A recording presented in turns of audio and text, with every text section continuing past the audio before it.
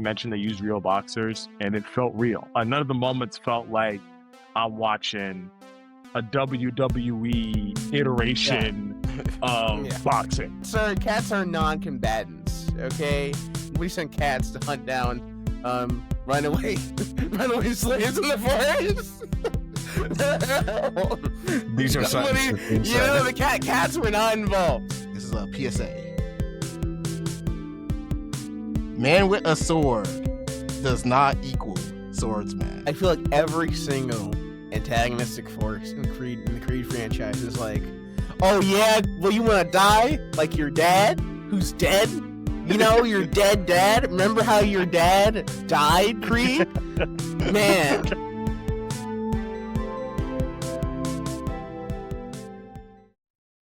So, if you were a boxer, right, what would your walkout music be before you got into the ring? Can I go? Yeah, you go. Oh, let's Super go. Let's Super go first, for sure. All right. Yeah, I mean, mine's gonna be kind of simple, and it's gonna be kind of thematic because, like, it's this is a boxing anime. But I would go with Joe's main theme from Megalobox, bro. Like that. Oh, the Gearless Joe. Yes, yeah. The dun dun dun. Bro, I ever since I heard that, really go, bro. Oh man, that entire soundtrack is fire. But that specifically, like that's a main character theme for sure. That's how you know, like this guy means business, and I could just see me like walking out to that as the beat kind of drops. Like I said, that dun. Dun dun dun dun dun dun dun dun dun dun. It's like I like it. Yeah, that's it's really good. It's really good. Great. What's That's your a good pick? one. I know, man. I gave it some thought. And if somebody wants this out there, you know, in the world, I'm gonna let you have this one. This is my runner-up, and it was close. I really do like X Gonna Give It To You as a fighter song, because it just gets you super hype.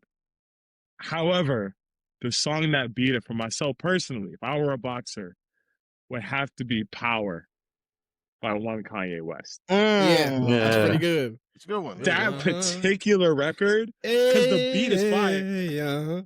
It's like shadow boxing on like your way out, you know what I mean?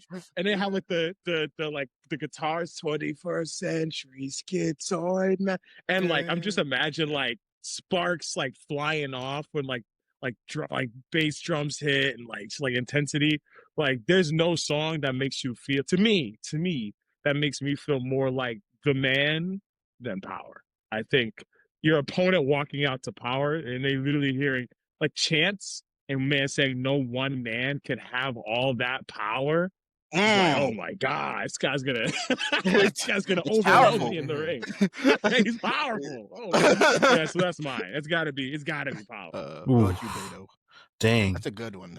Yeah, that's a good one. Yeah. Now I'm having 3 runner-ups, but I just realized, I can have this one. De-Rizzed by Daft Punk for the Tron Legacy. Ooh, okay. That one, I love EDM, and I just feel like it would just be a really good song to just get ready to I just knock my 2 gloves together like Hulk, and then just by the beat of that song, I was like, damn, yeah. So that would be a really good hype song right there. I would say for me personally, I think there's a couple of choices, right? There's definitely a few choices. It's recent, but I mean, Sticky. Oh yeah, Sticky's pretty good. Tyler, the Creator. Yeah. Sticky. It's getting sticky. Yeah. You're walking up. Some better drop them up. Which verse? Yeah. Which verse? Which verse are you coming out to? Probably the like sticky situation. Yeah, probably Tyler's. Lil Wayne's verse? Oh, Tyler's verse. No, Lil Wayne's verse. Yeah. Lil Wayne's verse. Sticky situation. Yeah. Population. I was like, oh, it's Wayne. You're going crazy on this letter. That would be mine. Or right. Because if I was being I was like, one of those, because a lot of boxers, a lot of professional fighters are into anime these days, so it wouldn't be too uncommon. So if I could pull this right from the anime side, hit me up with the drums liberation. Oh, From One Piece, man. Especially if you're, one of those big time boxers, you can get the full walkout. You got the people like, Liberation is a solid come out one time, the white, some white trunks with like a purple, purple sash. Yeah. Oh yeah, no, I can see it.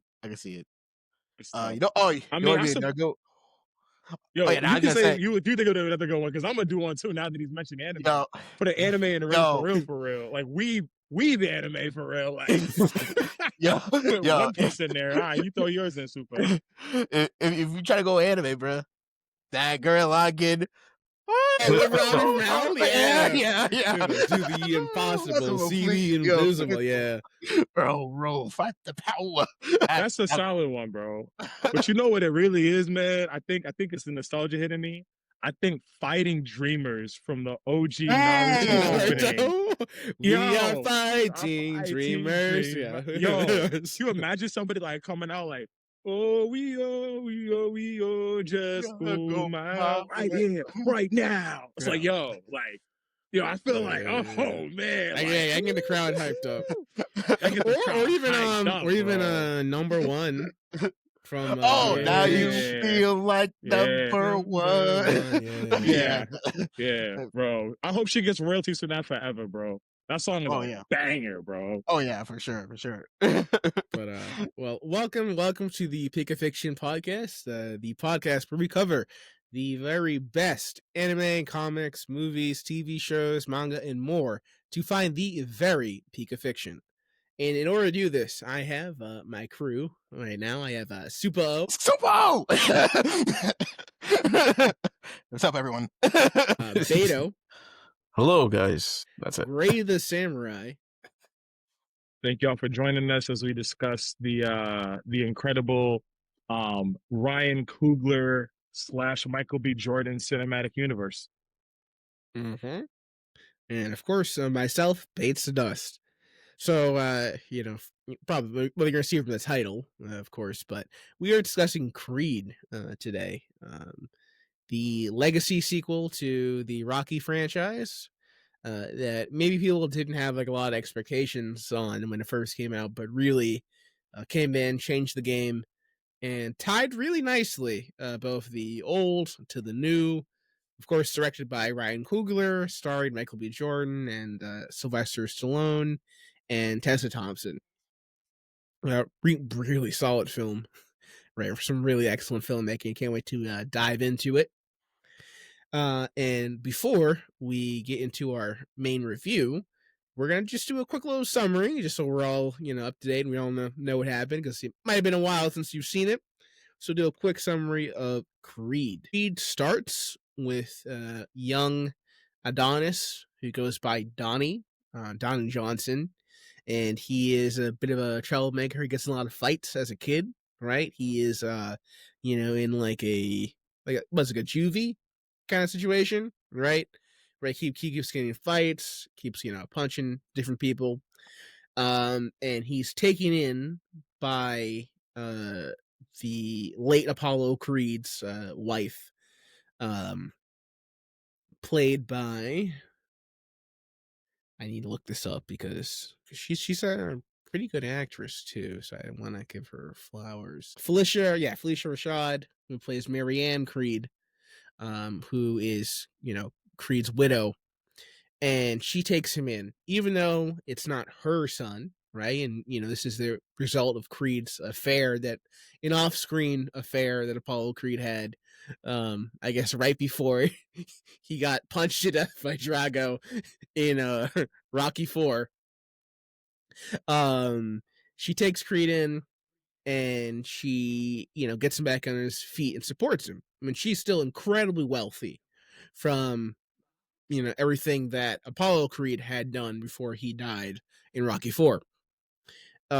So time passes, and he wants to fight. He still wants to box. He wants to kind of live up to his father's legacy. So he's taking matches in Mexico and different places, and he's beating opponents, but he hasn't had like a real fight, in an official capacity. And he tries to get trained in LA, but nobody wants to train him, right? Nobody will train him. Nobody wants to, put that effort into him. And he has the money and he has all this stuff, but it's not enough, right? No one believes in him, really. So he quits his job and he's determined. He's like, you know what? I'm going to be a fighter. I don't care. I'm going to be a fighter. I'm going to follow my dad's footsteps. So I'm going to move from LA, from this wealth, and I'm going to live in like an apartment, a rundown apartment in Philly, so I can, train there and hopefully meet up with Rocky. Because Rocky trained with my dad. He fought my dad.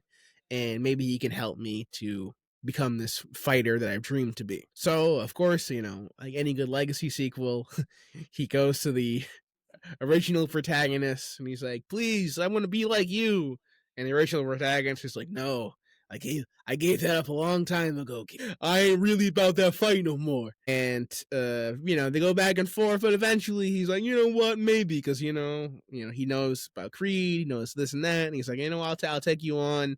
At first, he just gives him advice. But then he's like, actually, I'm going to train you like for real, for real. That leads him to get into a good match with a person who was, on track and supposed to fight like who's been undefeated, who was raised by someone that Rocky knew, but he never trained because Rocky wasn't training people anymore. And this leads to a nice fight. He's able to get his first win. And while this is going on, he has a really great romance with Tessa Thompson's character, Bianca, who is a burgeoning musician who is dealing with hearing loss. So all these things are, going on, coming to a head. He's making some real momentum, right? And he's given this crazy chance in order to fight. Once everyone knows that he's not just Donnie Johnson, he is Adonis Creed, right? He was given this crazy shot at the title championship because, from his perspective, Conlan, right, who he's going to go to prison because he has a gun charge, right? But he has his chance while he's out on bail before he goes to prison to get one last match in, right? And he knows once he goes on runs out of prison, he's going to be out of his prime. So he's like, I can get one last match in, I can do one last thing. And hey, this is going to be a good match because the guy who I was supposed to fight, I have anger issues and I broke his jaw before the match actually started. So you know what? I can probably fight this guy. It won't be that difficult. And Rocky's like, all right, we're going to train. We're going to get going. But then, Rocky gets sick and we find out Rocky has cancer.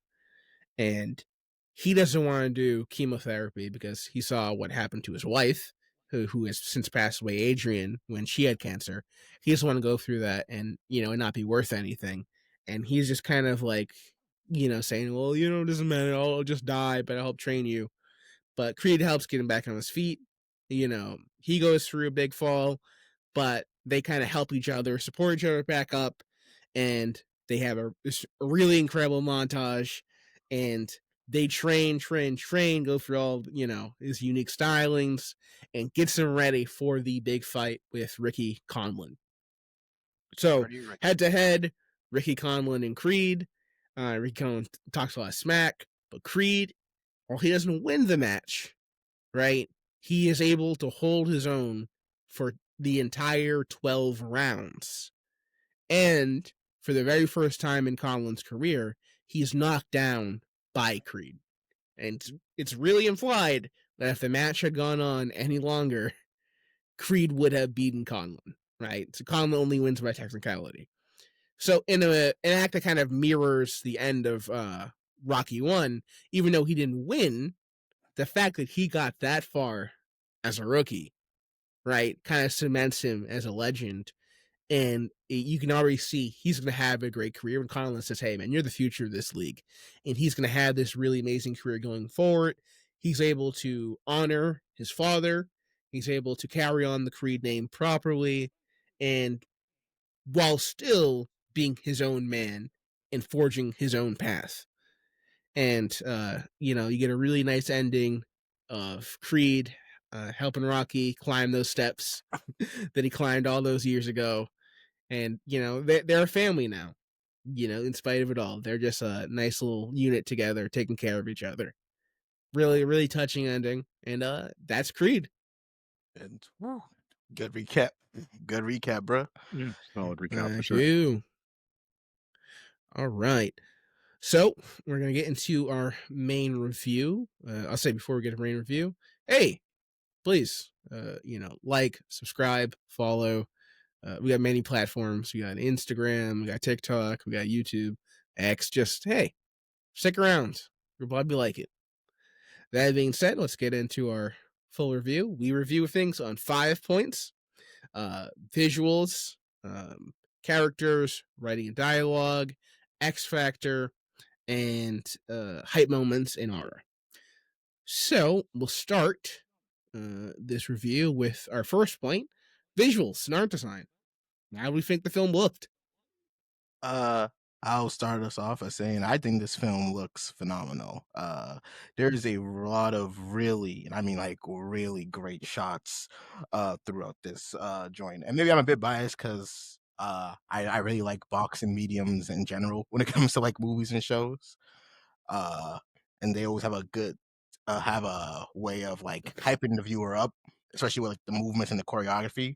But even like a really cool scene that stuck out to me was when it's Adonis watching Apollo, on his projector, and then he gets up, and as the Apollo match is going on, Adonis is fighting in front of the projector with his dad, and that stuff that's phenomenal. That's some real like key cinematography right there. And outside of that, there's all even like you just notice like little details that just happen throughout the film, like in the last fight where it's like a moment where the background seemingly goes dark to really capture the moment between Conrad. No, Conrad. Conrad. Conlan. No, it's Conlan. Conlan, guys. Yeah. Journalism, people. Come on. But yeah, Conlan and Creed, like I thought this film like looked spectacular, especially for like a live action. So I'll say 5. It's a 5 for me. I would say for me, I'm in agreement. I think this film looks great. I think it's directed very well by Coogler. One shot in particular I want to highlight is there's like an exchange that happens, I think in the Conlan fight, where it's just there's no punches or anything, but it's just like you get shots of like the blood and the towels and the water, and you get like everything kind of around the ring and the movement, and you hear the movement of the feet, and you have this, but you have this really great visual of the exchange, right? And you get kind of like an idea of like the cost of the fight and the intensity of the fight without even seeing it. And that was a really great, kind of shot, and I think it works so well when you compare, because I mean Rocky had great fights. I think as Rocky went on, the actual boxing got better and better. But I think with the technology and the way the cameras and things have improved, you're able to do some really cool things that you weren't able to do before with the original Rocky. And it works really well in its favor. Coogler handles it really well without it getting gimmicky. It never feels fake. Like it's really good. Some really great visual flair. Yeah, most definitely. I think for myself, I think it was it's definitely the most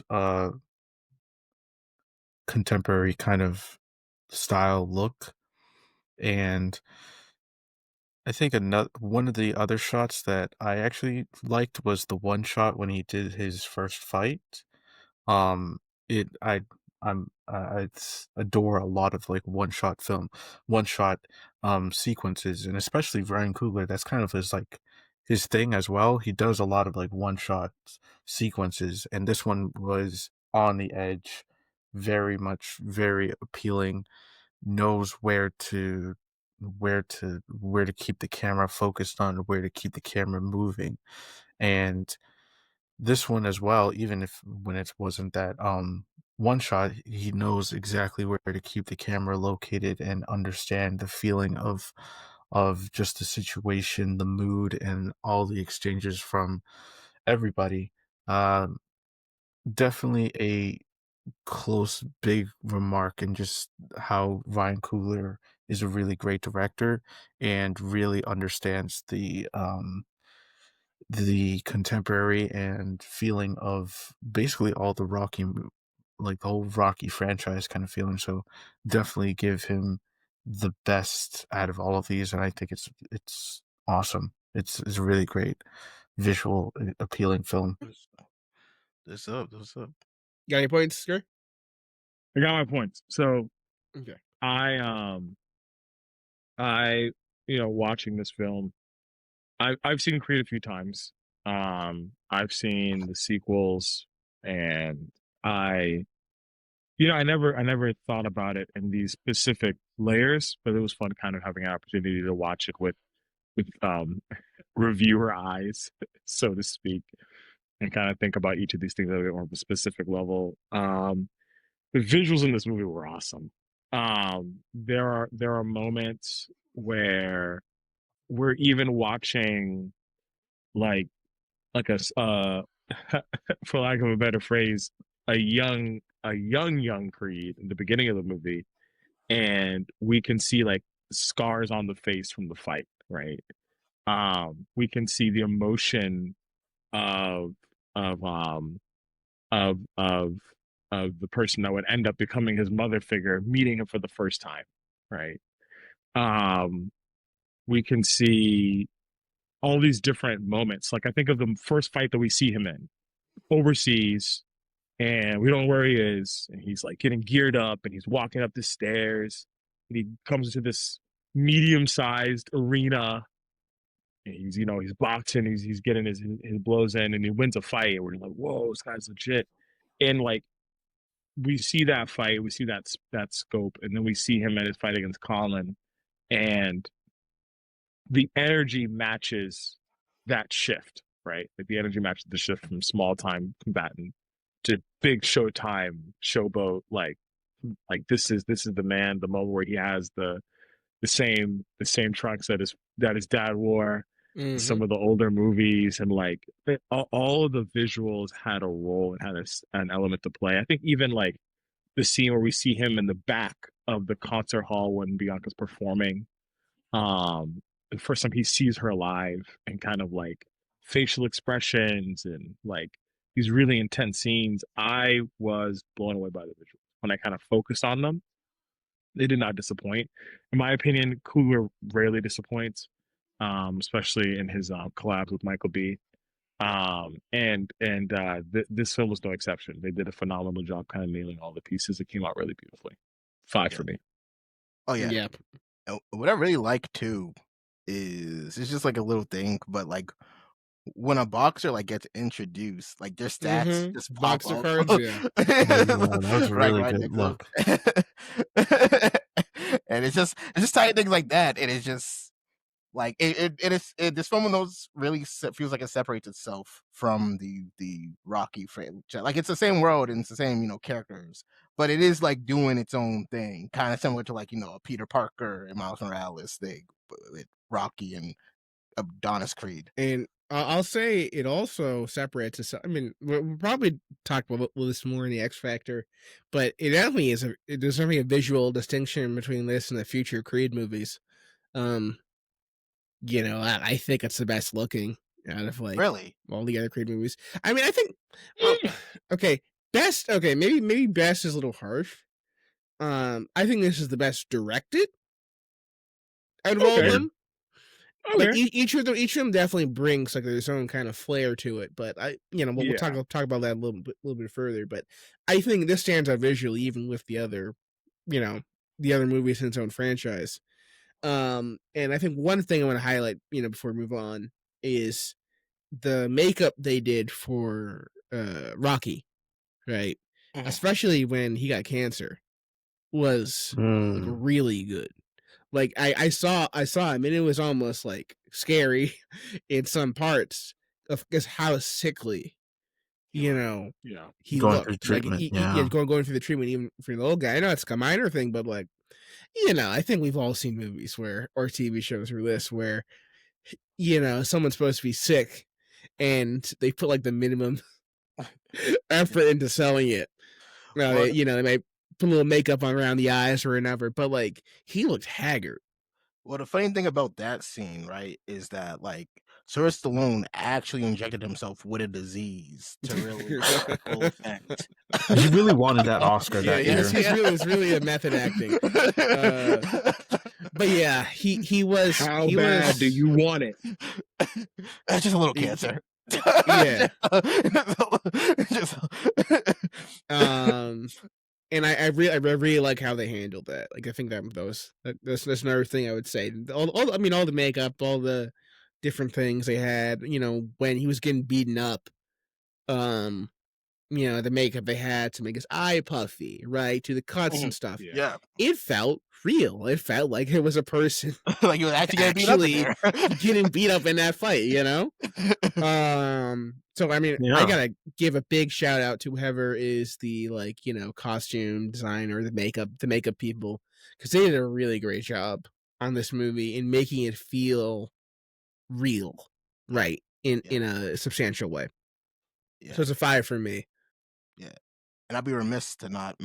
Does anyone else have anything to mention? Yeah, the visuals were insane. Yeah, I mean, I'm one with them. Yeah, I'm sorry. Yeah, I'm glazing too much. But it's cool. I mean, this is the space for it. I'll be honest. I love the slow motion moments in the film.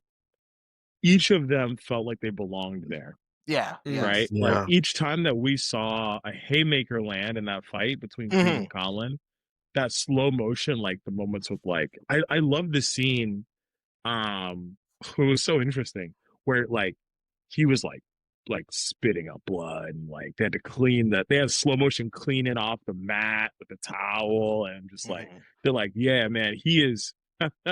This is not a kiddie fight. Like these are grown men landing heavy hits against each other, and because in that fight Conlan was okay with turning into a slugfest, they both ended up getting pretty badly beat up, right? Yeah. And each hit, like we're seeing, like, the scene where Creed hits the ground in slow motion.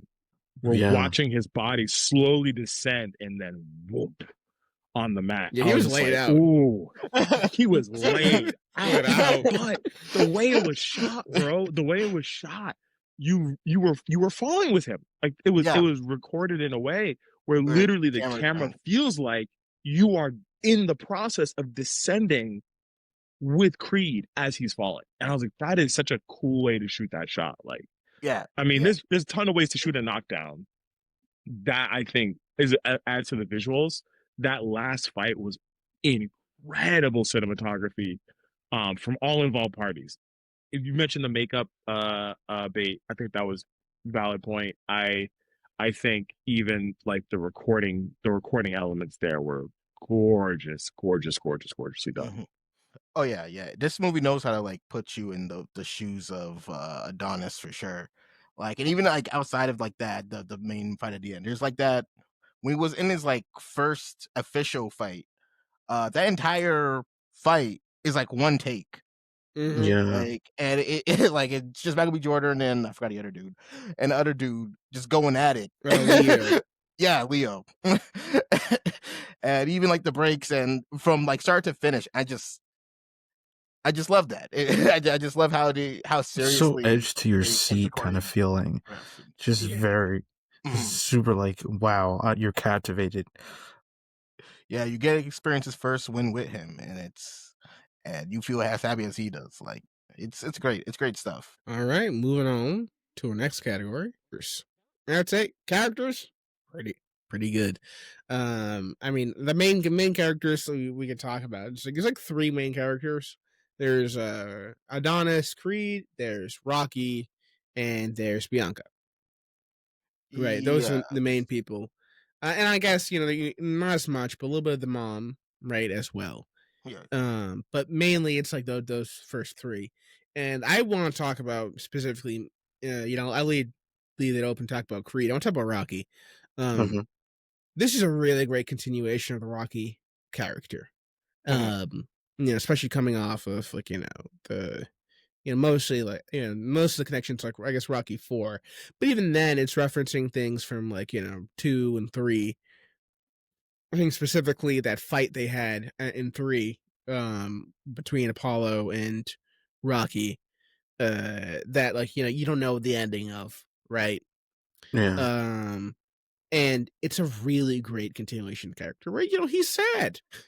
He's a sad. He's a sad old guy. He's not like, but in a way where he's not like complaining about it, and he's not like necessarily crying about it, and he still has his own thing going on. He visits the graves of Polly and his wife. He sits down and talks to them, but at the same time, he's lost. He's lost a lot. He's respected. People like him. He has his restaurant. It's not like he's down and out. But he just hasn't had a reason to fight. He hasn't had a reason to get back in the ring.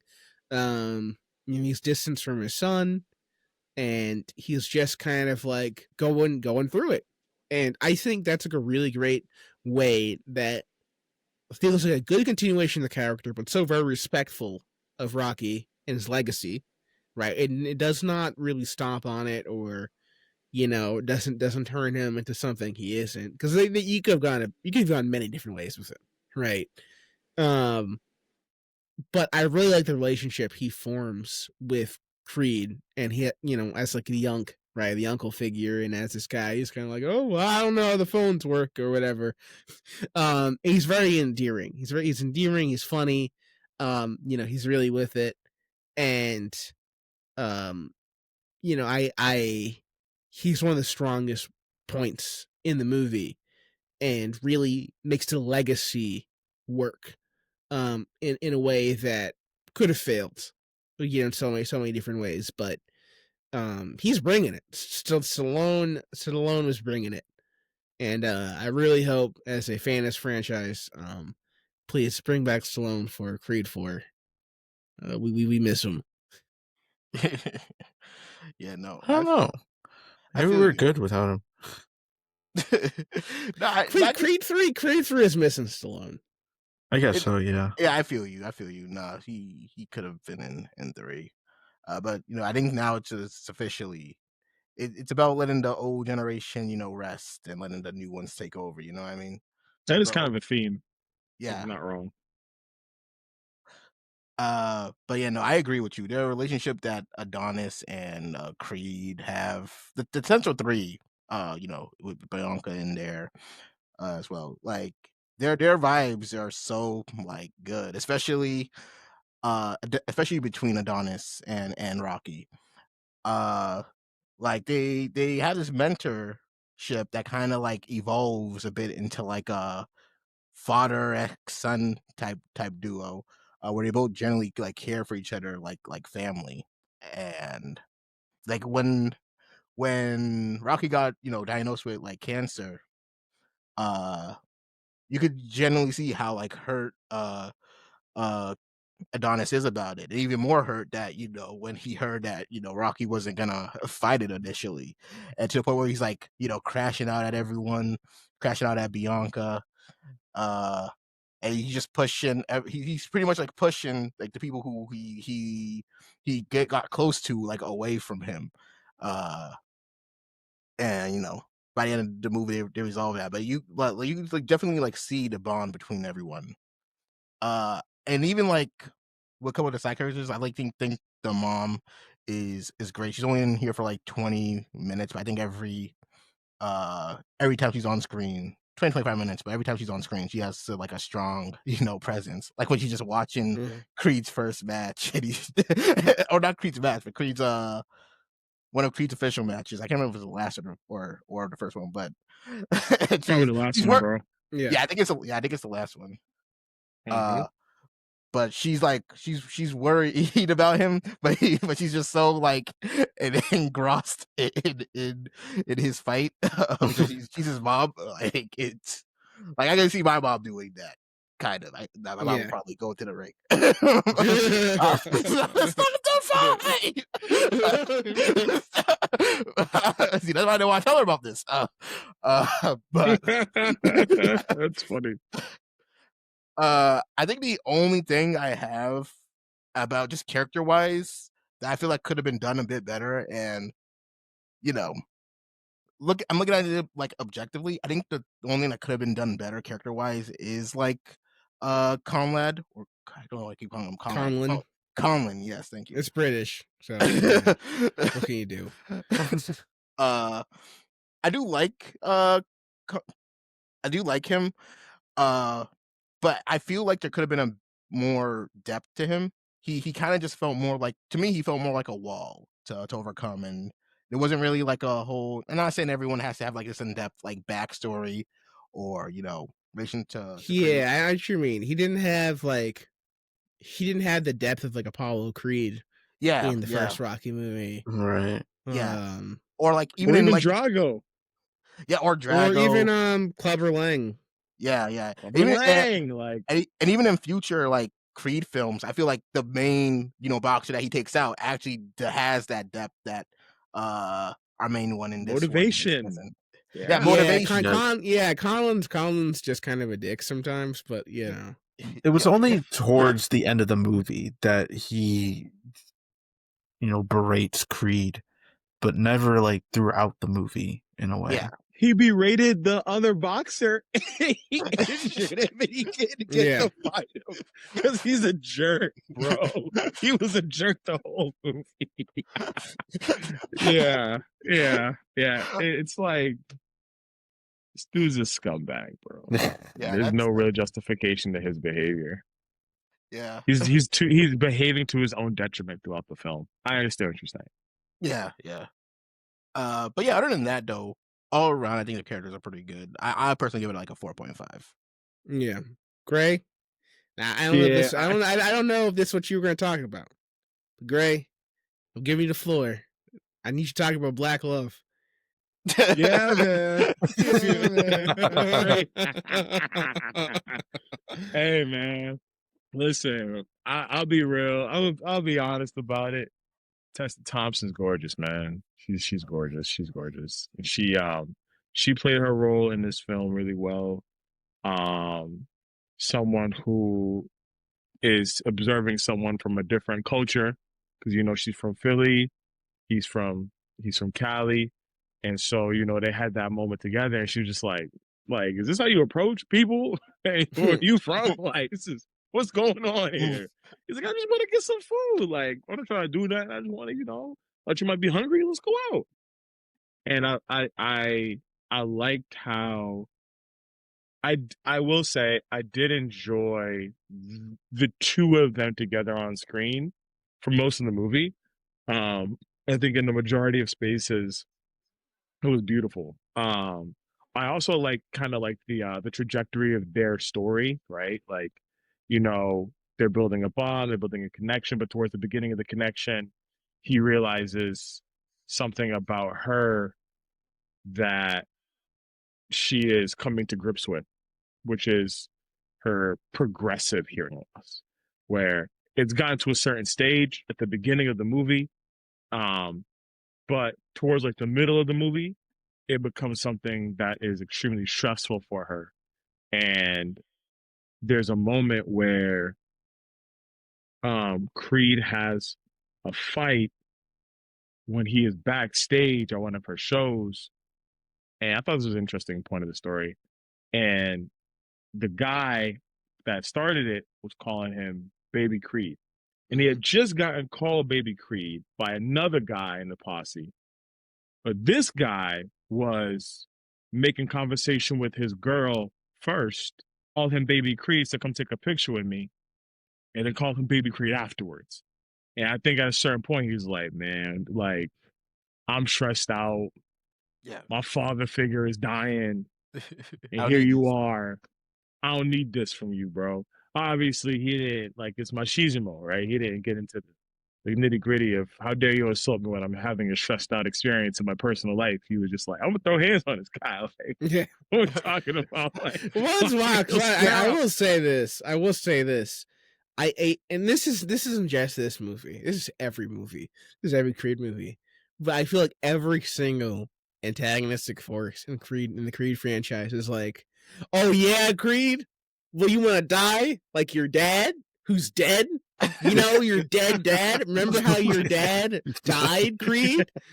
Man, backed up, and you're gonna be dead like your dad, Creed. Remember Apollo Creed, how he died? And that's just like that's every movie. Bro. That's like every single movie. Mean, man. That's the go-to roast for him. You would think he would have gotten used to it by a certain point. It's like Marty getting called a chicken every single. What are you, a chicken? It's like super sore spot for this man, bro. Like, but to be honest, it's the source of his trauma, right? Like growing up fatherless, landed him in foster care. He had to scrap to get out. He got out, kind of, but he couldn't let the life go. So he's tied to this, you know, and I love that. I think that was an interesting part of the story. I loved the moments with him and Bianca, especially the scene where he's coming to grips with his name. He's like, in order to take this fight, they're asking me to call myself Creed. And she's just like, well, like, let's talk about it. And I feel like in some ways, Bianca is such a huge motivation for him as a character in ways that I don't know if she was missing from the story, like if she just wasn't there in the story, and it was just Creed, it was Adonis and Rocky and all the other things that took place in the story, but Bianca wasn't present. I don't know if we get that element of who he is, right? I think she adds something to the depth of his character. That's really important. She would have accepted. Yeah. Unfortunately, though, I hate this. I hate when stories do this. I almost feel like that was her only intention in the story, and that was a little frustrating for me. Like there were moments where I was like, I want to know more about Bianca, other than the fact that she's a music artist with hearing loss that's slowly warming up to Adonis. Like, give me more. Like, what is she into? Like, we got a taste of it at the beginning in that first scene in like the restaurant where she's like a neighborhood name. They're calling, hey, what's up, superstar? Like, clearly she's well known in the community, but we were missing moments of who she is. And you can only do so much in a movie, right? It's a single movie. She's not the focus in the movie. Adonis is the focus in the movie. I totally get it. But similar to Conlan, like it almost felt like they put her in the story to drive the main character forward, but we didn't really get a ton of, well, who is this person? Like, who is she? And when I would be real here, I love a good romance movie that gives me a little of one character's motivations, a little bit of the other character's motivations, and so the bond adds up. It makes a lot of sense to the viewer. I think we got a lot of Adonis's motivations, which is important because the movie's centered around him. But I think some of the other pieces kind of felt like they were there to just drive it, which for me makes me knock it down slightly. It was almost the characters that we do get fleshed out are fleshed out beautifully. I love how you mentioned Rocky. Adonis' story is incredible, and they're so good. It's just so well thought out.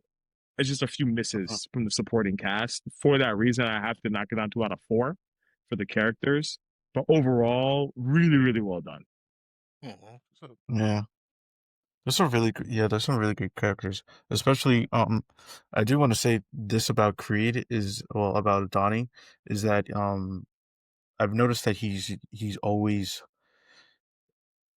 as Grace said that when he talks to Bianca, he's like he's expressed himself a lot better and kind of an anchor to him. But I've also noticed that he holds back even when Bianca wants him to like express himself, like, hey, what's going on? Nah, let's just hold it back. and he really does that for about like, I think he does that for basically all 3 movies, especially in Creed 3, where he's really not want to talk about his certain past of being in juvie and with his past friend. It's an important aspect about him that he really holds back a lot of emotions and a lot of things that he never wants to talk about, but he does express it through through the boxing ring. And he just it's pretty much a really great protagonist character that like still holds back and just wants to prove himself to be something more than just a title for something that he desperately doesn't want to be named after, but he uses it himself more to just only to not only hold that title as himself, but also to honor his father's legacy. It's so much about the character, about Creed, that is really, really great. And also every supporting cast does their best to push the story forward. I really appreciate it. Yeah. What's your score? For that, I would say go for a 5 on that. There's a lot of great things about every character. I like it. I'm gonna go for a 4.5 myself. All right, I think we can move on to our next category. Let's talk about the writing and dialogue. You'll take my gloves off. Take my gloves off. I need to go take a poop. Yeah, I think this film's very well written. The writing feels very authentic.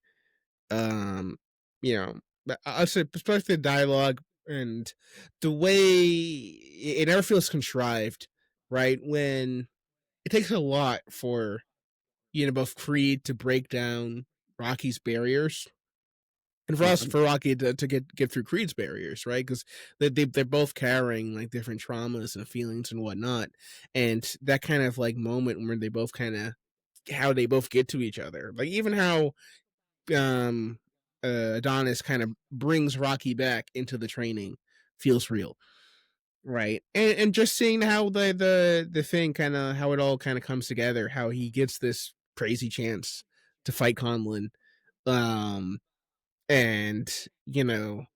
how he deals with his other boxers in the area. I think it's all the writing and the way the plot moves is very good. The script's very solid, and the writing feels very authentic to me. Yeah, no, I feel you. Like, I think this movie does character interactions and character dialogues between each other like really well. Like, we touched on it a lot during the character moments, but the relationship that the main trio have with each other, Rocky, Creed, Bianca, Adonis, it all, you could really see that bond through what they say to each other. When Adonis says, Black Queens forever, nobody's never, like, it really like resonated with me. My favorite line too in Super. That's it. Nobody's listening to this. My ass on the screen right now.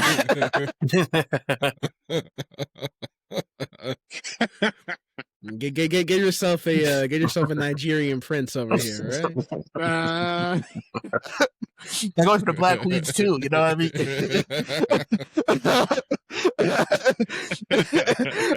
That's great.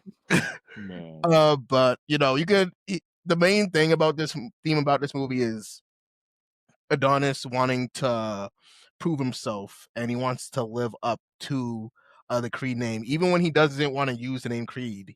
There's this thing that he's like, my dad did this. I have to be the one who's on his level. I have to be the one that takes up that mantle, but I want to get to there my own way. Him trying to reach it in his own way. You can see how that's like his goal.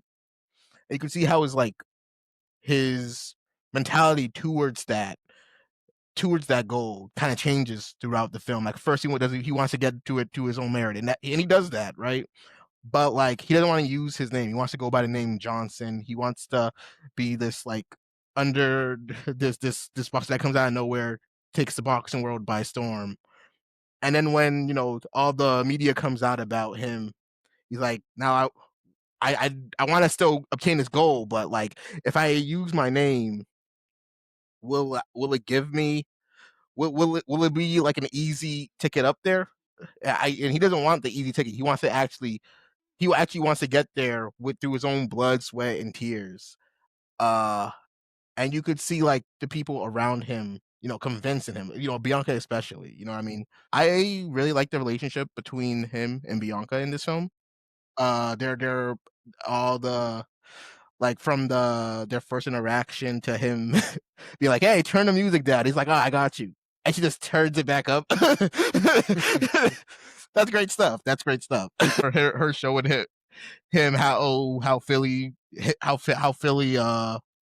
talkers talk. There's like a certain word. John, that's what it was. Yeah, this is a John, that's a John, he's a John. You're a John, I'm a John. You're a John. Yeah, oh, that's great. Oh, that's great. Yeah, I don't have any real complaints with the writing or the plot progression of this film. I think it's very well paced. I don't think there's any plot point that overstays its welcome or anything that like leaves anything open to interpretation.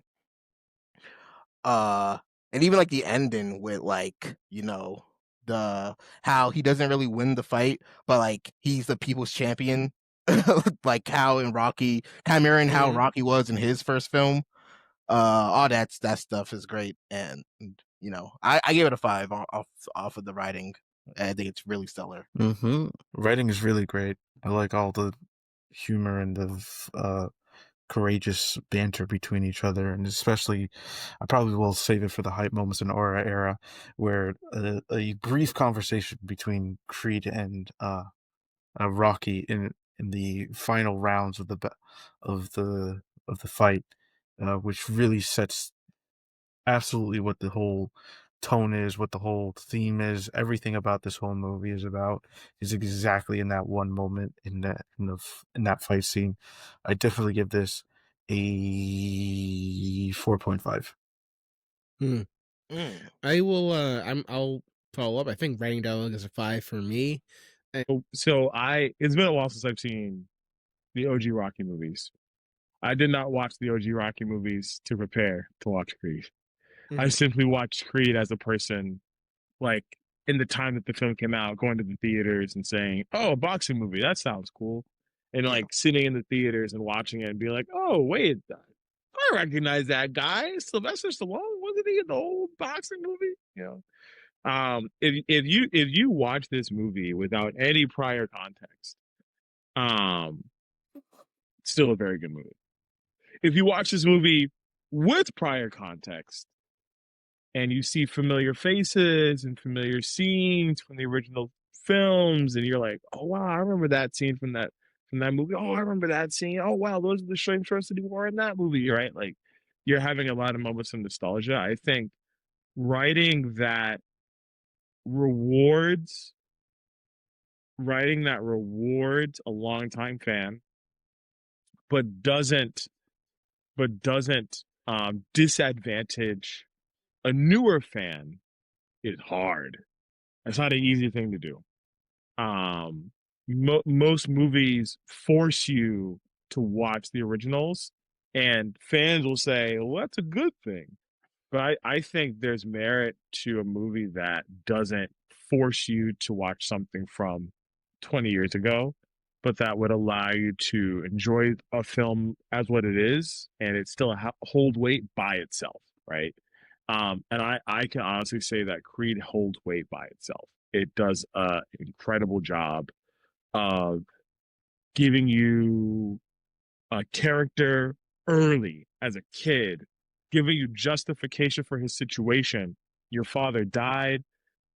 He left you in this situation, but he didn't mean for you to be in this situation. He loved you. He cared about you.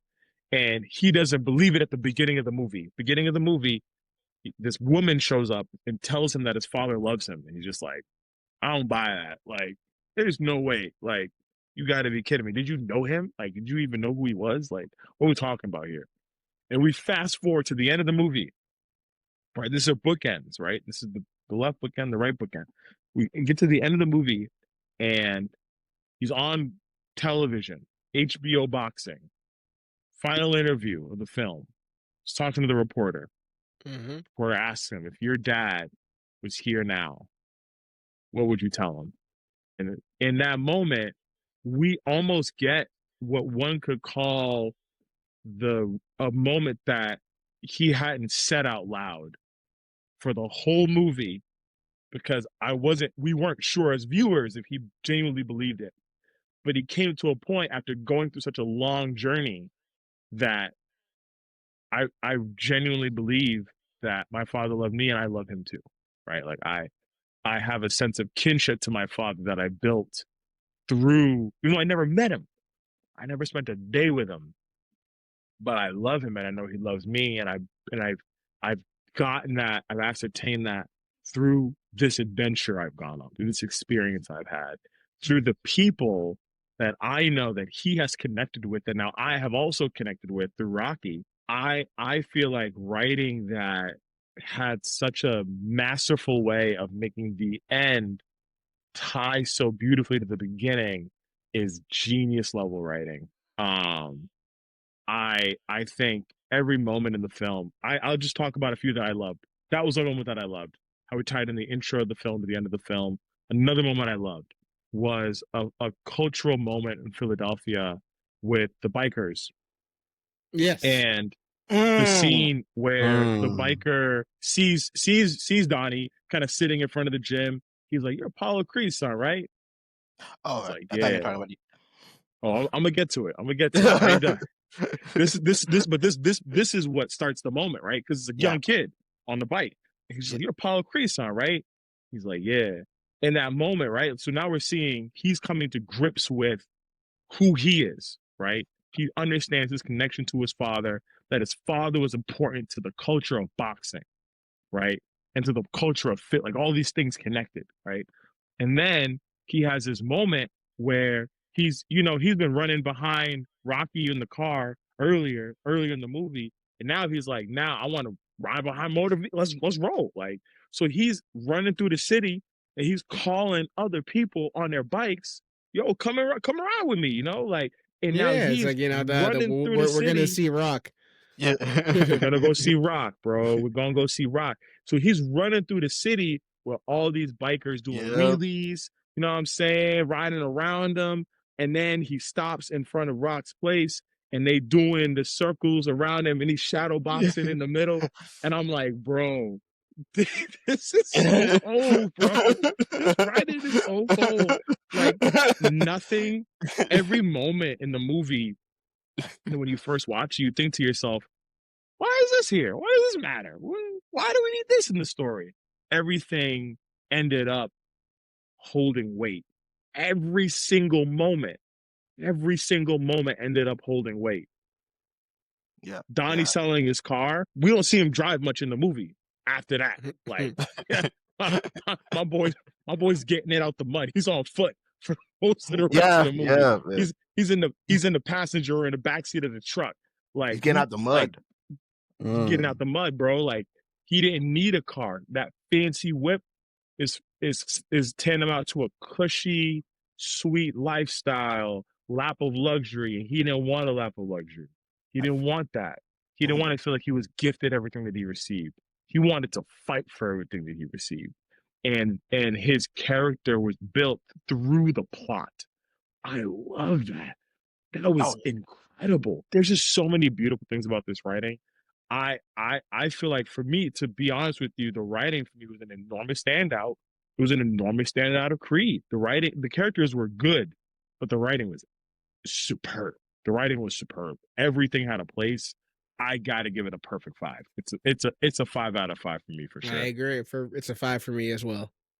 Yeah, and I agree. And I agree with that point of him, getting it out the mud, like you said, working from bottom, and you really see him working to that that professional boxer that he wants to be. You know what I mean? Because like you said, he doesn't need a car. He doesn't need all these fancy things. He just needs people to believe in him.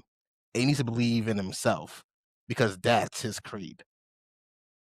All right. Sick of you, man. Sick of you, man. Sick of you, man. You should just edit silence for like This 5 man- seconds. Yo, no, you should edit cricket sounds, bro. Throw a long pause in there with crickets just for this moment. Anyways, moving on to X Factor.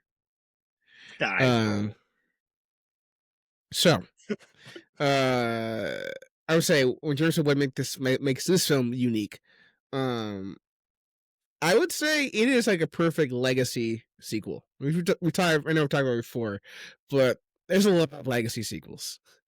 Legacy sequels is something that's very, very popular, right? The general thing of I think Patrick Willems put out a pretty good set of videos out recently. But you have a lot of things about like, well, you bring back an old franchise by having like the old, guy from the last movie show up and, shepherd the new version of himself or herself in the future. Right. There's many of them. Not all of them are good.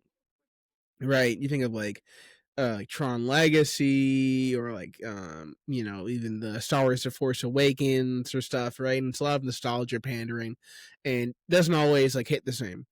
But I would say this is like a perfect legacy sequel. The best. That's talking about. It honors the original.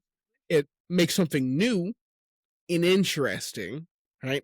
I think the fact that it's a simple fact that it's Creed, right? It's Apollo Creed's son, and the fact that he's black actually makes a pretty big difference with what could be a normal legacy kind of sequel of Rocky, right? I don't think it would hit the same if it was just Rocky's like grandson or just a white kid, right? That was because they would be too much alike, right? In a weird way. Just on right? Yeah. But I think because you had this different cultural thing, and of course Rocky's very respectful. It's just like he's just not used to it, and he can add this new, element to his life, right? And it brings like he does, he's a black person. He's doing black culture things, like even when he's with Tessa Thompson, Bianca, and he's like braiding her hair, yeah, right, and different things like that. And it feels you have that kind of authenticity, and it blends this very new thing that's blending with the classic Rocky, even the music, right? That is a blend of some really great hip hop tracks with the Rocky themes, right? Mm-hmm. The main theme that they have, like Lord Knows, and Fighting Stronger, which with Tory Lanez, which combines that really like hype, like track with like the Rocky theme and the horns and whatnot, is great. Yeah. It's a really great legacy sequel. I would say it's up there for me. There's 2 perfect legacy sequels, and that's Creed and Top Gun Maverick. And I think those are like just the best legacy sequels ever made. Is Maverick? Yeah, I guess it is. Top Gun Maverick is definitely a legacy sequel. That's a fair take. Yeah. This is interesting. X Factor. Yeah, a lot of the stuff that you guys mentioned, I was gonna put in my X Factor about it. You can still feel free. But yeah, are we done with the writing dialogue part? Yes. Yeah, I think so. Yeah, we're on X Factor now for sure. Okay. Yeah. You guys mentioned a lot of I won't reiterate, but yeah, you guys are right. Like this is a really good legacy sequel. And like Ray mentioned before, you don't have to watch the Rocky movies to watch this one. You could just go back. In fact, originally when I first watched this film, I too didn't realize it was supposed to be connected to like other movies. I didn't realize it was connected to the Rocky verse. But it really motivated me to like go and after watching the first one, it motivated me to go and actually watch the other Rocky films. And I love them as well. Yeah, they're great. They're great. Yeah, They're really good movies. Yeah. Like, okay, I did do a little side on Rocky 4, right? And I know they make a lot of hay, but Apollo Creed dying in the ring, and then Creed 2, of course, is with Drago's son versus Creed, but like, does nobody talk about the fact that Drago was like, cranked out of his mind on gear? yeah. Like nobody, I don't know if you've seen Rocky 4, Gray. I have. I've seen. Believe it or not, but I've seen all the Rocky movies. It's been a he while. was shooting up. He was shooting up, bro. Yeah, he's like he was on that, and like nobody. That was the point. That was the point, right? Like, nobody brings it up as a factor that Drago just cranked for an exhibition match. I know maybe they weren't testing like that back in the day. Like, that's crazy. I mean, to be honest, bro, Barry Bonds, bro, like they were not testing like guy. They must not, but like absolute. That's never like a mark against Drago. No one ever brings it up. No one's like, hey man, Yeah, I mean, when there's no testing, hey, let it rock. Yeah, man injected himself. You got to be better than the juicer. And put himself with a regular human. But yeah, no. But yeah, this movie, I kind of compared it with like other boxing medias I've viewed, along with other movies in the series, along with like comparing the legacy aspect with other series as well. And this movie's very high up there in terms of just boxing movies in general. I think the choreography is great. They know how to like shoot shots in this. Like, I think that one shot of his first official belt match is some really great stuff. It shows some really good choreography from both fighters. And I don't know if Michael B. Jordan was in his. I know in Creed 3 he was really like in his boxing bag. I don't know if that was the case for the first one, but it looks great. He looks fantastic. Maybe if I was a professional, I'd be like, he's moving a bit sloppy. I wouldn't move like that. But like as someone with a more naked eye, as a civilian, as a civilian, he looks great. But I do find one thing interesting is that I think all the other guys are actual boxers. Oh, they are. I'm pretty sure. I know. I think Leo is and Conlan. I think those are actual boxers that they get in for the movie. Same thing with they do that in the different Creed movies. Is a lot of the background boxers they have are real boxers, and I think that's very funny because none of them have Creed's like physique. None of those guys are like shredded like Creed, because real boxers they focus on power. They're not trying to be shredded for aesthetics in the same way. I think that's just a very funny thing. Where for us as a regular movie watcher, like, oh yes, he must be really in shape for the boxing, but you do not want to be like looking like he's a bodybuilder. You're getting ready for bodybuilding if you're a boxer. That's a bad idea. A really bad idea. No, all that muscle to slow you down. Don't mind if I do. But yeah, no, I really, and also Fighting Stronger. Every time Fighting Stronger plays, it's so fire. It's so fire. It's really on par with Rocky's. Dun dun dun dun dun dun dun dun dun dun. I think Creed 1 is the best soundtrack. Best soundtrack. If we're talking about like song,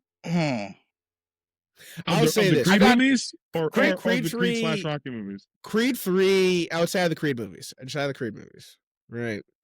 I think Creed 3 has the weakest soundtrack. Really? I really like Creed 3's soundtrack. That's the only thing. And outside of Fighting Stronger of this one, I can't really. Well, I mean, this has like Lord knows Fighting Stronger. It has a few things. I know a few things are like in my rotation, my gym rotation. Well, I guess they're kind of rated, but Last Breath by Future, the If I Fight, You Fight, like the training montage. But of course, Ludwig Göransson, the Ludwig goat. Göransson. You know, and it has a few other like soundtrack bits. I would say it's pretty solid. I know Creed 2 is really good as well. Because that has Running by A$AP Rocky, and you know the different walk-on music, and Go to War with I think Tessa Thompson sings that song. Yeah, it's really solid. But for me, I don't know. I just Creed 3 didn't really stick for me. See, I really like J. Cole's song on that. I mean, I think the whole thing's produced by him, but like that first track, Adonis's interlude, like that. That's good. Adonis interlude is good, bro. Like that gets me hyped, man. It's good, bro. You know what? Dame's music didn't really Diamond Dame. Oh man, bro. It's tough, man. That's a good question, bro. I don't know, man. You said Creed the weakest. I just feel that. I would say, and maybe it's my bias because of my workout playlist, but I got a lot of Creed 1 and 2. I just don't got a lot of Creed 3. It just didn't. That's fair. It didn't just register in the same way for me personally. Oh, that's cool. Fair. That's fair. I don't know, bro. I liked all three. It's like telling me to pick my least favorite child. I don't know, man. I would say this, bro. I will say this. It's hard. Is each Creed movie does do something different. Each one's bringing something different to the table. So even though I think this is the strongest of the Creed films as a film, I can't even be like, oh, this is my favorite, because I think each of them do something different. I think Creed 3 has the best villain for sure. Because Jonathan Majors is nutty in that movie. You know, but I would say Creed 2 has a really great fight. With Drago, you know, but I think as an overall package, I'm giving it the Creed 1. Yeah, I think as an origin story, it did a successful job of establishing elements of the main cast, right? To that end, I think, my personal opinion, Creed 3 did have an amazing plot. Yeah. And I you know, it's funny, like when I hear that was Michael B. Jordan's first directed film of his entire career in film, just like, that's an impressive beginning, dude. Like that's I mean, Creed 3 debut. It's solid. Creed 3 was the anime one. Where he was like, I was inspired by Naruto versus Sasuke as a storyline, and I wanted to use elements of that. Okay, I don't want to rush to Creed 3 review, but just one last thing. You know, the way that he shots up. But anyways, moving on. So my X Factor score is going to be a 5 personally. 5. Okay. You're gonna give it a 5 as well, Beto. Okay. Yeah. See, what you got for it, Super? It might be. Because here's the thing, I was really stuck between. I was really stuck between a 4.5 and a 5. Because in my head, I'm like, you know, I really like I think this is a fantastic start to the series, to the Creed story, and I just feel that take the future films, take the elements of this one, and kind of like push it, especially Creed 3. Okay, but at the same time, there's a lot of good elements. There is a lot of great elements that I didn't even realize at first when watching the film for the first time, like the black element. You know what I mean? I think this is very black, and I don't have our audience out the room. I also, you know, like, oh, here they go again. Hey man, I do like the line. I do like the line when representation matters. Bianca, be mad at it. when Bianca sees Rocky, he's like, your uncle is white, and Rocky's like, you know, he's like, since when has your uncle been white? And Rocky's like, for a long time, for a long while. That's great. That's good. Yeah. But yeah, I think I gotta settle on but yeah, I think after really like thinking about it, cause I really like the soundtrack too. Or granted, I really like Fighting Stronger. And even brought back the one of Rocky's themes in the end fight as well.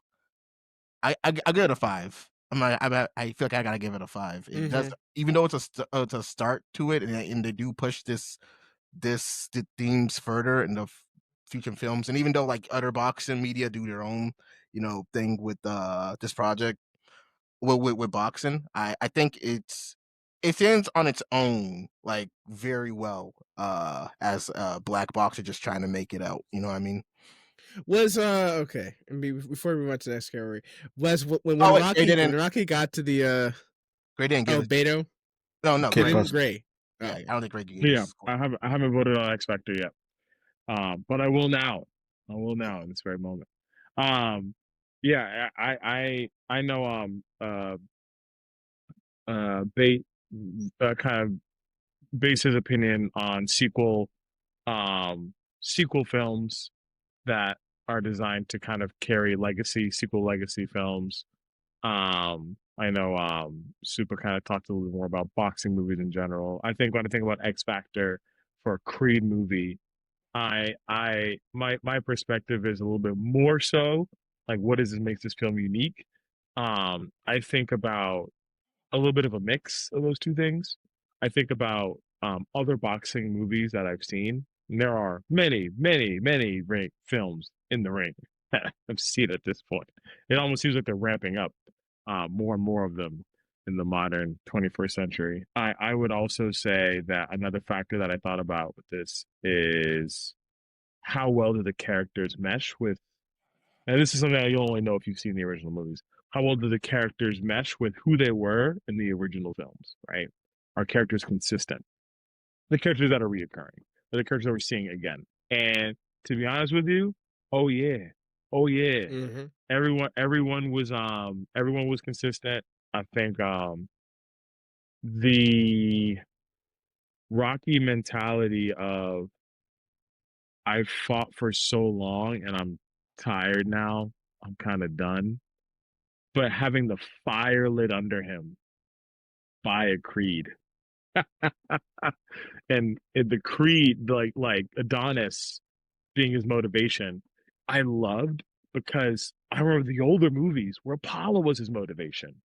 Like that quote of "There is no tomorrow," and then in the movie, in Creed, Rocky says that line during one of the fights, like from the ringside, and I was like, bro, this is an insane Easter egg. He's quoting his father, and he wouldn't have known that quote from his dad. That quote was said in a gym during a sparring match, and that was when Rocky was kind of like at the end of his rope, and Creed had to remind him. He's like, "What are you talking about tomorrow? There is no tomorrow. Like this is right here and now. Like right here and now, you have to show up." I think it's beautiful seeing kind of a film that does an amazing job showing combat. Like you mentioned, they use real boxers, and it felt real. None of the moments felt like I'm watching a WWE iteration of boxing. Let me tell you something, Colin. Come on, buddy. Let's get in the ring and tussle up here, pal. Like it wasn't like that, bro. Like everything felt super believable. I think there's something to be said for a movie that takes its time out to really make everything feel super authentic by using real people that work in the industry that the movie is based on. That's incredible. They did an amazing job. I think that's not easy to do. I think they nailed it. And for those reasons, I don't like giving out 5s willy-nilly. I don't like doing it. But it's tough for me to say no. The X Factor in this movie is really, really good. It's phenomenal. They did a great job. I had no choice. I have to give it a 5. All right. I like it. So last but not least, we'll get this category in the books. Hype moments and aura. This was pretty hype. Yeah. This was This film's pretty hype. I think my big hype moment is when he knocks out Leo in our first real match, and he turns around. He's like, "We got one, Rock. We got one, Rock. We got one." And he already knows. Like he doesn't look back. Whatever. He's like, it's already all set up. I think that's great. It's a really great moment in the picture. Oh yeah, that was. What are you rating it? Oh, you said already 5. Wait, did you say your score? I did not say a rating. Oh, okay. I will. It's gonna have to be a. I know. I just praised it too, but it didn't max out the aura meter. I'm afraid. Really? It got close. Didn't max it out. What can I say? It's a 4.5. Damn, really? Okay. Oh. Cause like, it's very hype, but it didn't like max out the meter. That's all I'm trying to. Okay. I mean, like for me, I feel like this movie has a lot of hype moments. When I think of hype and aura, I think of of scenes that really get you pumping, that really gets you motivated to like fight alongside the characters. You know what I mean? And with a box movie, especially with Creed, that's a very it's a lot more easier to feel like that, because you're with him.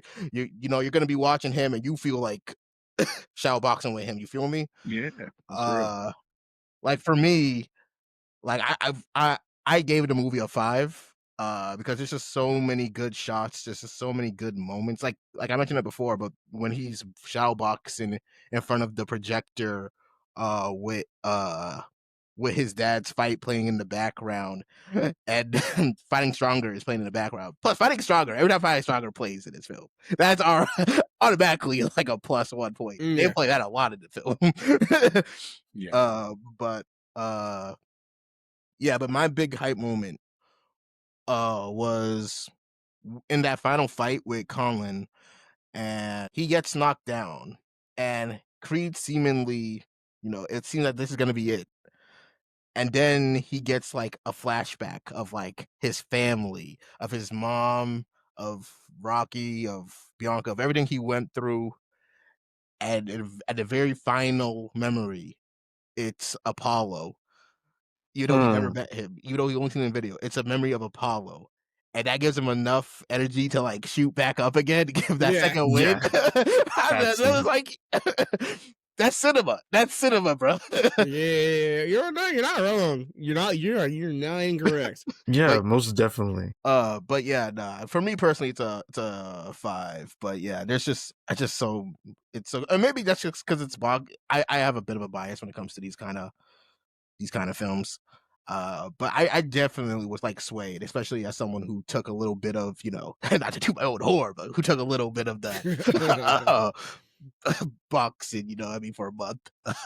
Practically on par with the greats. Like Jake Paul now played. But Jake Paul. Yeah, you are on par with Jake Paul. Congratulations. But yeah, no, I really liked it. Yeah, most definitely. I think like that scene specifically is a very great hype moment. When it comes to hype moments for me and aura, is that it really does it give me like an edge of my seat kind of moment? Does it make the movie impressive and just amazing? It just like it brings a sheer awe to me that it's like, wow, this movie actually exists. That's what makes a movie get like a great number on me for the hype moments in aura. And specifically also the scene, I don't know if we already talked about it, but when it's not the last round, but after that I think it was after that knockout that Rocky goes and it's like, I gotta stop this fight, and he's like, no, and Creed is like, no, we gotta keep going. It's like, I gotta prove, and then Rocky's like, prove what? And Creed's and Donnie, he just says, to prove I'm not a mistake, and that cements it. And then with Rocky as well, just rehabilitating him, saying, hey man, it's like I know what I've been through, and I know what you've been through, and I love you, kid. And it's like I'm glad that you're here, and I'm glad you gave me the pump to be, to do better and to do great, just to be alongside this journey. And I'm glad to hear it. And I want you to fight. I want you to win. And as soon as Donnie gets back up, the horns start playing right there. Oh, it's like dun, dun, dun, dun, dun, dun, dun, dun, dun, dun, dun, dun, dun, dun, dun. I was like, yes, that's such an amazing part of the movie, and I definitely give this like just an excellent 5 right there, just to cement that this is a just that's so many hype moments, but that one specifically is such a great example of how incredible this movie is. All right. Oh, great. Great. All right. So bring it home, Gray. Bring it home. All right. So I think about I'm gonna name the hype moments from the movie that are memorable for me, and some of them I've already spoken about. One of the hype moments for me was the biking scene with the shadow boxing in front of Rock's house. I think that scene is cold. That scene is super cold to me. Another super hype moment is the knockdown versus Conlan, a man who's never hit the mat in his entire career and is about to go away to prison forever. And this is his last fight. This is the grand finale. And he thought he was just going to clean out this dude that's a legacy boxer that with his dad's name tacked on the end. And he had to face the music of you ain't Matt, buddy. Like, and he's like stepped back, so he punches his chest and he's shouting, and he's like, I was like, yeah, that's dope. That scene is so epic that AMC has then used that scene from that movie in their intros for like years. Like it's been forever. Yeah. They continue to use that scene during the it's intro. Here I in life, right? Yeah. And the best part of us. Yeah, he's just like I'm just like, oh, you know what? Yeah. Yeah. Wow. And it's done right, I think now. Right before we get the heartbreak feels good in a place like this. Yeah. Shout out to the theaters, man. Shout out to the theaters, keeping films alive. I think when a movie has a moment so hype that a big brand company says, let's put this in our intro for every movie you see forever, for the rest of your life. You're gonna see Creed pounding his chest after downing Conlan. You're gonna be so into this moment, you'll actually forget that he lost that fight. But nah, like I did like him coming out to like all the boos and being like most hated, like you don't belong here, kid. Like Colin's gonna down you in the first round, and then you're out of here. It's done for you. And then him walking out, the people chanting his name. I liked those moments, man. They had some really great hype moments in this movie. However, there were not many of them.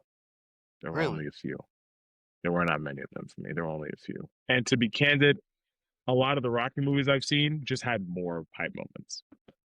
Sorry. Like they have more moments for me personally that had me like, whoa, let's go. Like there were some moments in the Rocky films that shouldn't have been hype moments that were just like, that got me pumped. So I'm comparing it to its peers because for better or for worse, Creed is a peer of the Rocky films. And as a result, when I look at that scope, it was great. It was really good, but I have to give it a 4. I can't give it a perfect 5. I can't give it a perfect 5. I've seen films, just speaking in very general terms, that do not stop with the hype train. Like we call it a hype train because it feels like every few moments we're at another stop. Like my hands are up throughout the movie multiple times. I feel like I had a few moments in this movie, but it's not as many as some other things that I've seen.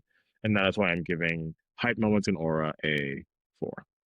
All right. So if we all got our scores, right? Yeah. Yes, sir. So we're going to tally them up. And my score is going to be a 4.8 for Creed. Hey, I got 4.8 as well. All right. 4.6 for me. 4.9. Okay, and by law of averages. Oh wait, that's not how that works. Give me. Try again, babe. Try that again.